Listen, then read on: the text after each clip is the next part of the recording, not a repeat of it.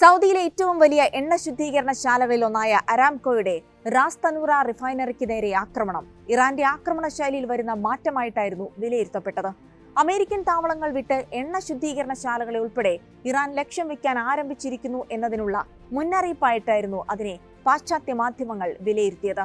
ആക്രമണത്തെ തുടർന്ന് റിഫൈനറിയുടെ പ്രവർത്തനം നിർത്തിവെച്ചതായി സൗദി അറിയിച്ചിരുന്നു. ദിവസം 5.5 ലക്ഷം വീപ്പ എണ്ണ സംസ്കരിക്കാൻ ശേഷിയുള്ളതാണ് കേന്ദ്രത്തിൽ തീ ചെറിയ തോതിൽ മാത്രമാണുള്ളതെന്നാണ് റിപ്പോർട്ടുകൾ. എന്നാൽ അത്തരം ആക്രമണങ്ങൾക്ക് പിന്നിൽ മൊസാദിന് പങ്കുണ്ട് എന്നൊരാരോപണവുമായി രംഗത്ത് വന്നിരിക്കുകയാണ് US കമന്റേറ്റർ ടക്കർ കാൾസൺ. സൗദിയും ഖത്തറും ആ രാജ്യങ്ങളിൽ ബോംബാക്രമണം നടത്താൻ പദ്ധതിയിട്ടിരുന്ന ഇസ്രായേലി മൊസാദ് ഏജന്റുമാരെ പിടികൂടി എന്നായിരുന്നു കാൾസന്റെ വാദം. തന്റെ ഷോയിൽ ഉന്നയിച്ച ആരോപണത്തിൽ ഇറാൻ ആക്രമിക്കുന്ന ഗൾഫ് രാജ്യങ്ങളിൽ ഇസ്രായേലികൾ എന്തിന് ബോംബാക്രമണം നടത്തുന്നത് എന്നും ചോദിച്ചിരുന്നു. ഇറാൻ എന്ന വ്യാജേന അറബ് രാജ്യങ്ങളിൽ ഇസ്രായേൽ ആക്രമണങ്ങൾ നടത്തുന്നു എന്ന സൂചന നൽകുന്നതായിരുന്നു ടക്കർ കാൾസന്റെ ആരോപണങ്ങൾ. ഇസ്രായേൽ ഇറാനെയും ഖത്തറിനെയും UAEയും സൗദി അറേബ്യയും ബഹ്റൈനെയും ഒമാനെയും കുവൈറ്റിനെയും ദ്രോഹിക്കാൻ ആഗ്രഹിക്കുന്നുവെന്നും അദ്ദേഹം കൂട്ടിച്ചേർത്തിരുന്നു.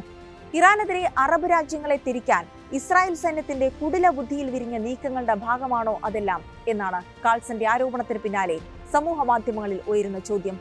ഇറാനിൽ USഉം ഇസ്രായേലും സൈനികാക്രമണം തുടരുന്നതിനിടെയാണ് പുതിയ പ്രസ്താവനകൾ വരുന്നത്. അതേസമയം മൊസാദിന്റെ സെല്ലുകളൊന്നും ഖത്തറിൽ പ്രവർത്തിക്കുന്നില്ല എന്നാണ് ഖത്തർ വിദേശകാര്യ മന്ത്രാലയം പ്രതികരിച്ചത്.